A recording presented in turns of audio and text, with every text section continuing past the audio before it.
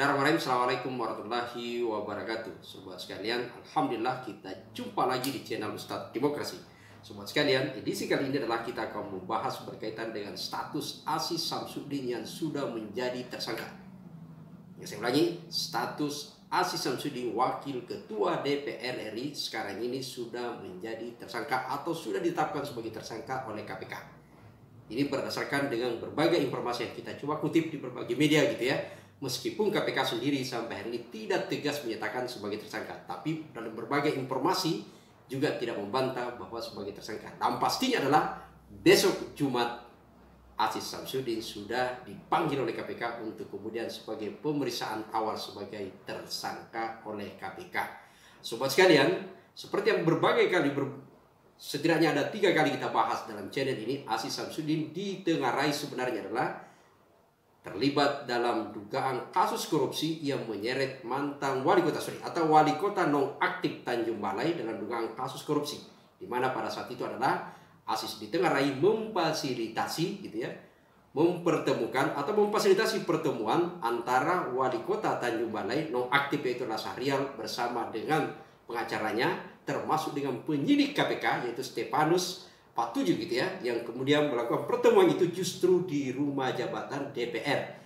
Dan agenda pertemuan itu adalah selain sesungguhnya adalah melanggar karena mempertemukan, itu memfasilitasi pertemuannya bersama dengan penyidik, dan yang kedua adalah karena agenda pembicaranya adalah mendesain bagaimana kasus dugaan korupsi di Tanjung Balai itu kemudian bisa tidak diangkat ke permukaan gitu ya, atau setidak-tidaknya bahasa sederhananya adalah bagaimana kasus ini bisa diputihkan gitu. Ini adalah kasus yang kemudian mengundang reaksi publik dalam berbagai peristiwa yang kemudian bahkan Komite Pemantau Legislatif bersama beberapa lembaga selain melaporkan, jadi selain kasusnya ditangani oleh KPK juga dilaporkan di DPR, yaitu adalah Mahkamah Kehormatan DPR. Sobat sekalian, dalam perjalanan penanganan kasus ini memang khusus untuk MKD sampai sekarang ini adalah justru jalan di tempat, hampir tidak ada progres. Karena kita tahu bahwa Aziz Syamsuddin sebenarnya adalah berkali-kali dalam berbagai kasus yang dilaporkan di MKD, tapi seperti itulah MKD adalah tidak lebih pada sepertinya melindungi atau kita bisa mengasumsikan bahwa teman-teman di MKD yang dulu selama ini adalah karena juga kolega Aziz sebagai sama anggota DPR ternyata tidak memperlihatkan progres yang baik. Oleh karena itu kemudian publik sempat sebenarnya menaruh kecurigaan bahkan menjadi pesimis bahwa sepertinya Aziz akan kembali bebas atau tidak akan tersentuh hukum. Karena ingat, saya selalu menyebut bahwa di channel kita pernah bahas bahwa Aziz hampir dalam berbagai kasus yang terjadi di negeri ini, nama Aziz selalu terseret. Ingat, seperti kasus dugaan korupsi mega proyek IKTP yang melibatkan Setia Novanto, Aziz pun ikut diperiksa oleh KPK. Bahkan kasus dugaan korupsi di Kejagung pun pada saat itu adalah yang menyeret nama Nasaruddin, ternyata juga nama Aziz sempat disebut-sebut.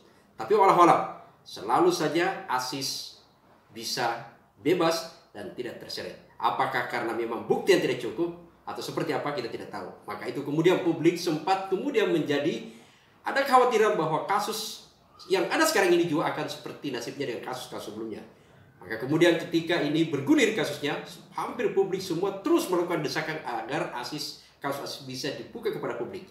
Karena orang mengetahui bahwa bukan hanya soal kasus di Tanjung Balai, tapi persoalannya adalah posisi Aziz yang dimungkinkan bisa kemudian banyak kasus yang bisa menyeretnya. Karena ingat, Aziz Syamsuddin adalah sebelum menjadi pimpinan DPR, mereka bermitra, beliau ini adalah bermitra dengan penegak hukum itu dulu di Komisi 3 sebagai pimpinan.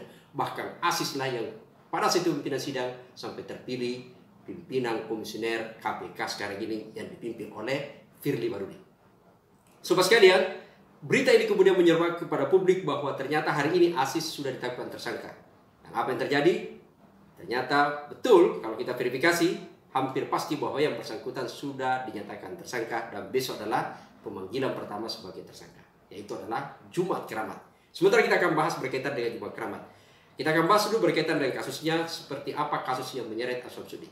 Sobat sekalian, seperti yang saya sebutkan tadi bahwa Aziz Syamsuddin diduga terlibat dalam dugaan kasus korupsi yang menyeret wali kota nonaktif Tanjung Balai bersama dengan penyidik KPK yang kemudian pada saat itu memfasilitasi. Awalnya kita hanya menduga bahwa Aziz sekedar memfasilitasi dan itu melanggar etik dan juga melanggar undang-undang tipikor gitu ya. Karena seseorang tidak boleh melakukan permufakatan jahat yang kemudian bisa menghambat proses penanganan kasus korupsi. Tapi kemudian semakin vulgar kasus ini karena ternyata ketika kasus bergulir masuk di pengadilan, sebagaimana yang kita kutip tertuang dalam surat dakwaan Stefanus Patuju, ternyata Aziz bukan hanya memfasilitasi pertemuan, tapi seperti sekali lagi dalam surat dakwaan tersebut, Aziz ditengarai, diduga ikut terlibat langsung bahkan dalam proses suap, yaitu adalah memberikan suap kepada penyidik KPK senilai 3 miliar lebih. Jadi penyidiknya adalah Stefanus Patuju yang nilainya adalah senilai 3 miliar lebih dalam bentuk rupiah dan 36.000 dalam bentuk dolar US dollar Amerika gitu ya. Itu kita lihat dalam kasus ini, sehingga kemudian kita memang sebenarnya pada posisi ini rasa-rasanya menampar kita semua karena seorang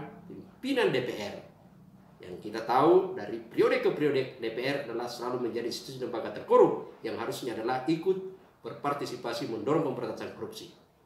Tapi ini kemudian semakin memberikan catatan buruk bahwa ternyata DPR, lembaga yang diklaim sebagai lembaga terhormat, tidak lebih adalah lembaga yang justru selalu terlibat dalam kasus korupsi. Dan kita berharap kasus Aziz adalah kasus yang terakhir, dengan catatan bahwa KPK harus betul-betul memperlihatkan keseriusannya dan bukan soal kemudian hanya sekedar mencari citra diri kepada publik.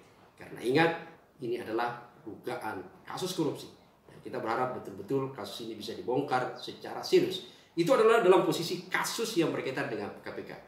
Yang kedua adalah yang ingin saya soroti bahwa dengan penetapan kasus sebagai tersangka Aziz Syamsuddin, maka sesungguhnya seperti yang selalu lagi-lagi kita kutip di channel ini gitu ya, bahwa harusnya ada institusi yang paling juga harus segera bergerak cepat untuk dalam hal merespon kasus ini, yaitu adalah institusi di mana Aziz selama ini itu adalah menjadi kader, yaitu adalah Partai Golkar gitu ya.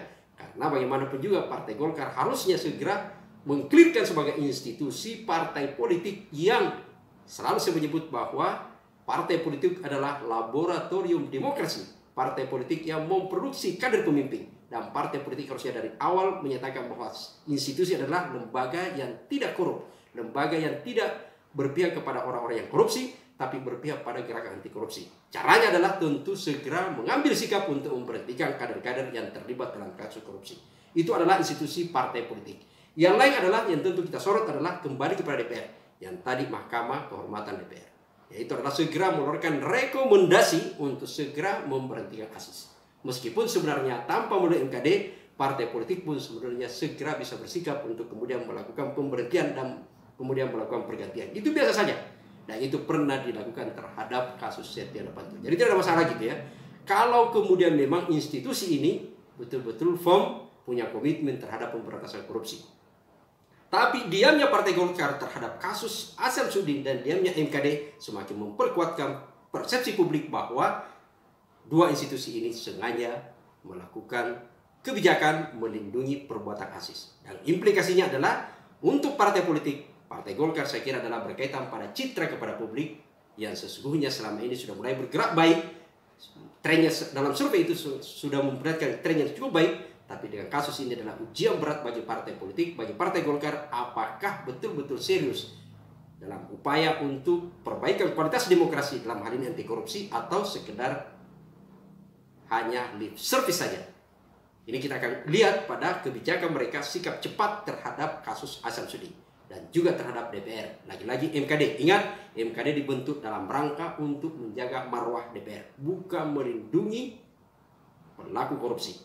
Oleh karena itu, kita akan lihat apakah MKD bisa bergerak cepat atau seperti selama ini diam saja.